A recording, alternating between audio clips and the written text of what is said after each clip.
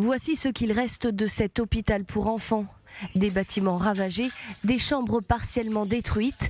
À l'extérieur, cet homme montre l'impact du bombardement.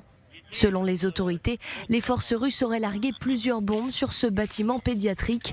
Le président ukrainien dénonce un génocide perpétré par la Russie. Un hôpital pour enfants, une maternité, quel genre de pays est la Russie ? Qui a peur des hôpitaux et des maternités et les détruit?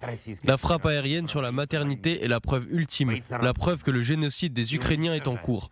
Européens, vous ne pouvez pas dire que vous n'avez pas vu ce qui est arrivé aux Ukrainiens, à Mariupol, aux habitants de Mariupol. Vous avez vu, vous savez. Nous sommes à Mariupol, ville portuaire dans le sud-est de l'Ukraine et depuis plusieurs jours ville assiégée par les forces russes.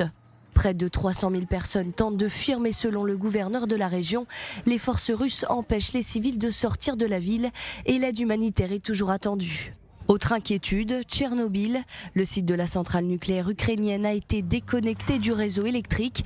La raison, selon Kiev, des actions militaires de l'occupant russe.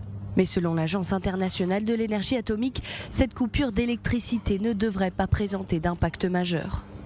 Au 15e jour de conflit, la situation en Ukraine se dégrade un peu plus. Le président ukrainien Volodymyr Zelensky souhaitait s'exprimer devant le Parlement israélien, justement pour dénoncer l'urgence de la situation et demander le soutien d'Israël. Le chef d'État ukrainien a déjà prononcé des discours similaires devant les parlements du Royaume-Uni, du Canada et de l'Union européenne. Pour cause de rénovation, le président de la Knesset a dû décliner cette demande, suggérant à la place une visioconférence.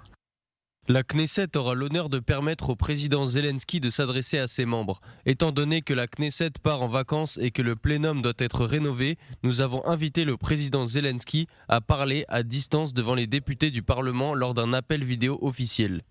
Entre Russes et Ukrainiens, les négociations se poursuivent.